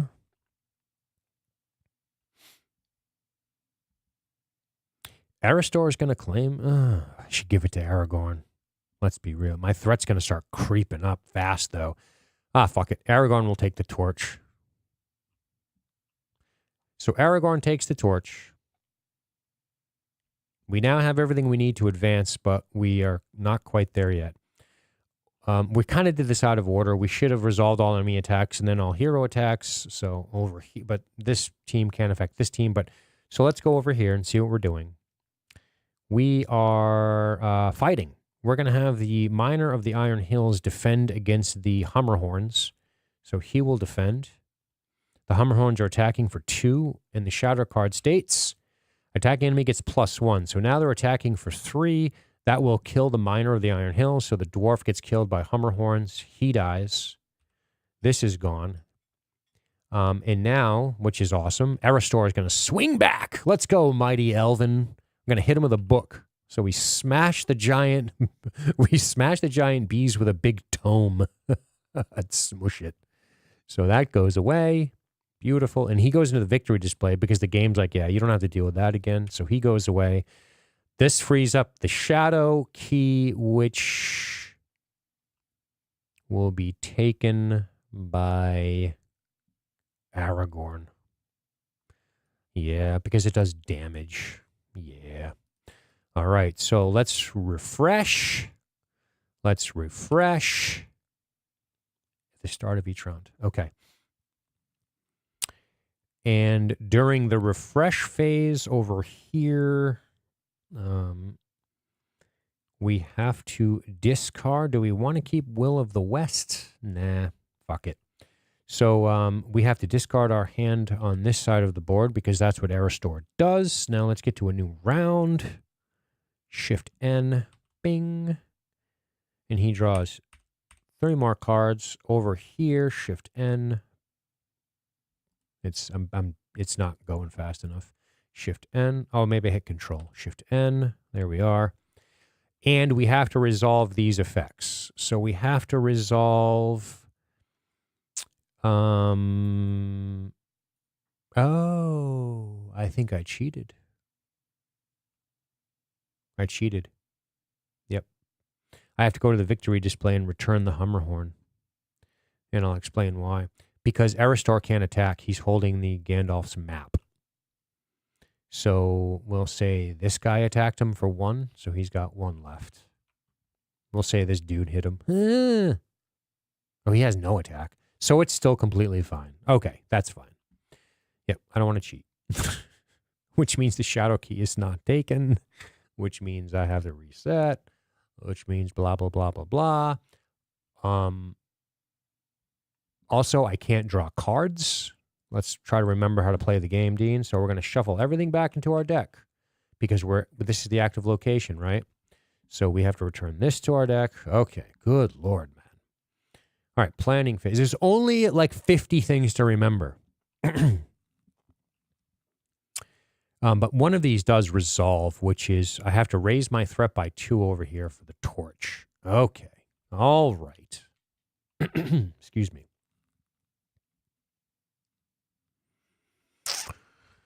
Okay, well, planning phase, we got no cards over here. No cards over here. All right. We have a sneak attack. We have a feint. We have another Gandalf. We could use the Gandalf to blow up the Hummerhorn and get this right away. You know, that's probably the right plan, so then we can advance. That might seem crazy, but I think it's the right play from a speed standpoint. So here's what we are going to do. Nothing on this side of the table because we have no cards because we can't draw any. However, on this side of the table,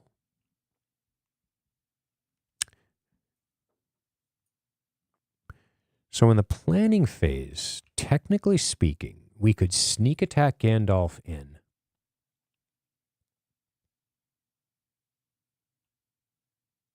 And then return him to our hand. That's pretty spicy. We could sneak attack Gandalf in, get rid of the Hummerhorn, get the key, and then quest, because we have an empty questing board, and then advance and not lose Gandalf, and still get to play an ally. Whew. That's a combo. So why don't we do that? I don't know if it's the right move. We're going to play sneak attack, which costs us 1. We're going to sneak attack Gandalf into the planning phase, which is wacky. We're going to blow up the Hummerhorns, which frees up the Shadow Key. He goes to the victory display. Aragorn will take the Shadow Key. He has to raise his threat. Ooh, boy. You know, I don't think Aragorn's going to take it. I think Aristor's going to take it because we can't afford the threat over here. He's going to have to mitigate his own damage. He has a healer. So Gandalf blows up that thing. He's in the planning phase, but then he's going to disappear back into my hand at the end of the planning phase, which is okay. Now, technically, we didn't play an ally. We snuck attack an ally in, so we can still play an ally. So we will. We'll probably play another ranger. Yeah, we're going to play another ranger in. He cost 4, which we can barely afford, but we need allies for this. Trust me. 1, 2, 3, 4. Okay. Planning phase ends. Gandalf, as he was snuck attack in.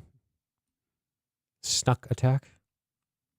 It states, at the end of the phase, if the ally is still in play, return him to your hand. So he comes back into our hand.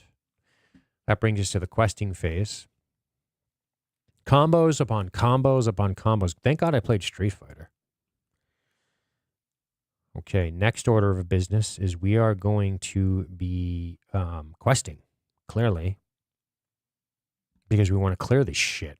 And why not when the staging area is empty? So, Eowyn will quest, which is nobody's surprise.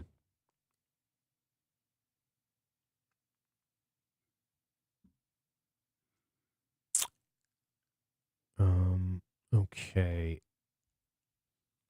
That's a 5 progress. We really want to pass this. We'll have the Imladris Caregiver quest. That seems risky. We really need a healer in play. We're not going to quest him. We're going to quest over here with the Injured Ranger. We'll quest with Halbarad. Again, we should have paid less for the Ranger. We're not using Heir of Valandil. That's a 9 quest. I think that's sufficient, but maybe not. We'll quest with the other Ranger. Risky, but we're doing it. We'll keep these 2 guys around in case we have to fight. So let's get to staging 1. Doomed. 1 surge, so that sucks. So this goes up, and it surges. Okay, and we got another card, which is the Tower Gate. We quest progress by 6. Beautiful. So 1, 2, 3, 4, 5, 6 is perfect. So 1, 2, 3, 4, 5, 6. Awesome. So we clear the stupid enchanted stream and we get through the caverns. Yay. We have all the things. We have all the things. So we're going to get rid of that. Following a thread of sunlight, you discover... Did we do that correctly? Let's just make sure. Oops, we're reading that too soon. Yeah, we're doing it fine. This states, following a thread of sunlight, you discover a cavern opening leading out through the side of the hill. Stationed outside the cavern mouth, however, is a large group of orcs.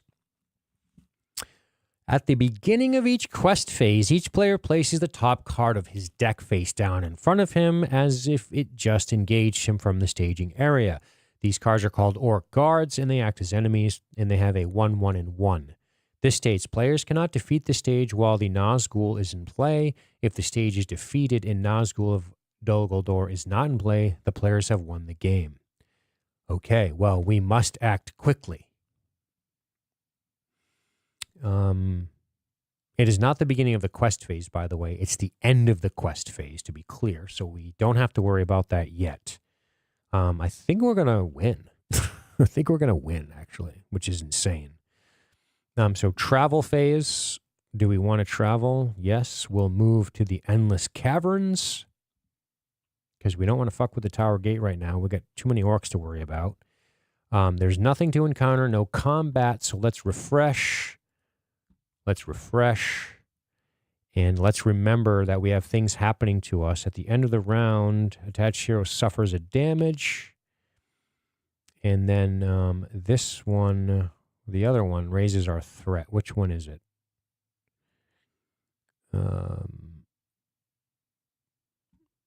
Where is it? Right here. Raise our threat by 2. 44! We're 6 away from elimination on this table. We have to discard everything. All right, let's get to a new round and see what, and draw 3 more. We can draw cards finally. And over here, new round. Bing. We're going to win. I'm feeling confident we're going to win, and I'm sure we've made many mistakes. But I'm confident we have a victory lined up this turn. Planning phase. We're 100% bringing Gandalf into this. So let's go ahead and exhaust. So let's play Gandalf. This is a no-brainer. 1, 2, 3, 4, 5. He's so expensive. We are going to reduce our threat by 5. Yep. 1, 2, 3, 4, 5, just to be safe.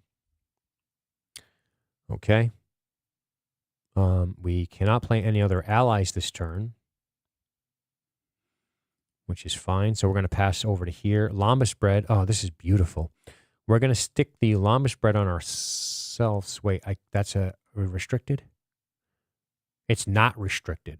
Okay, good. Because we're going to only have 2 restricted items if I'm not mistaken. So we're going to give him the bread because he's going to need to eat bread while... I just love the idea of Eristor being this like dainty book-reading elf.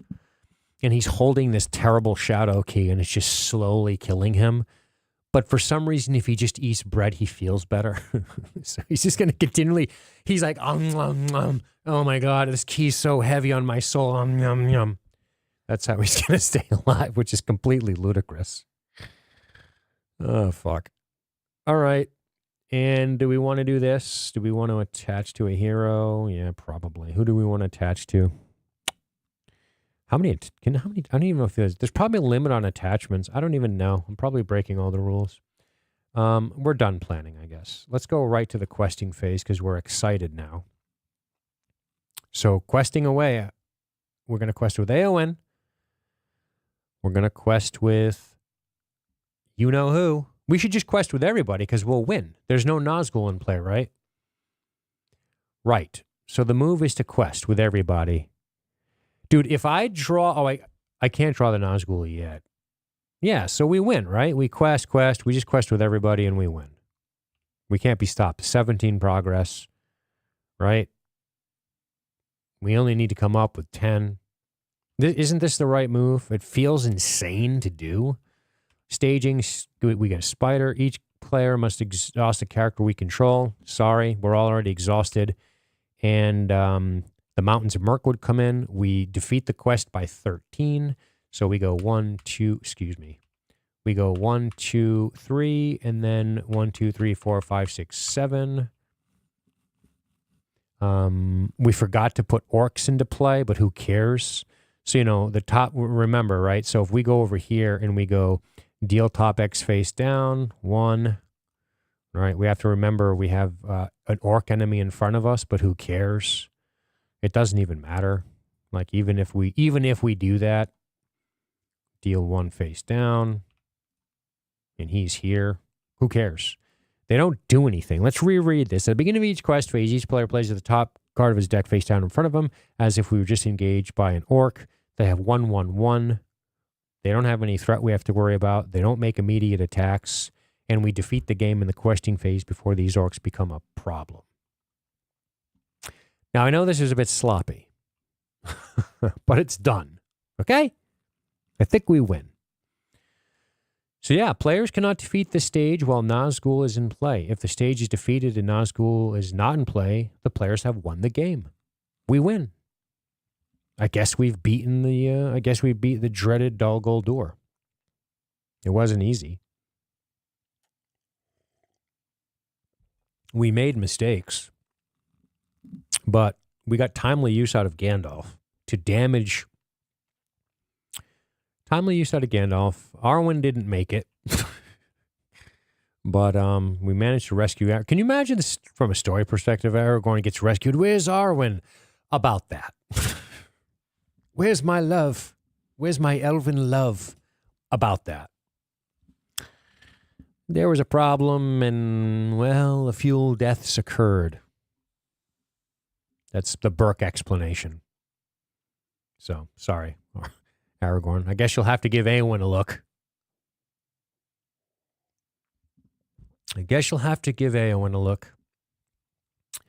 So, that's that. Let's see if Brian's texted me. Let's see if he's roused himself out of bed. Hey, 6 minutes ago. He's been doing errands in his defense. He said he'll be home in about an hour. Fair enough. Okay. Well, then, we beat Dol Guldur. I'm sure we only made 5 to 6 mistakes. For us, against us. We did a lot of retroactive things because we were remembering, we have to do this one. Hey, Crow. Hey, Wade, what's up? For people currently viewing, I just want to say thank you. And like I'm supposed to do, as I talked about at the beginning of this, if you would be so kind as to like and subscribe, that would be awesome. Subscribe. I know that sometimes people... I thought to myself, like, we know. Why do YouTubers always say this? Well, because people don't. And I don't. I'll watch a video. I'm like, I love this video. I forget to like and subscribe, which is shitty. Maybe subscribing if you don't want to get notified every time I go live. I get it. But it's super helpful to us as we try to grow.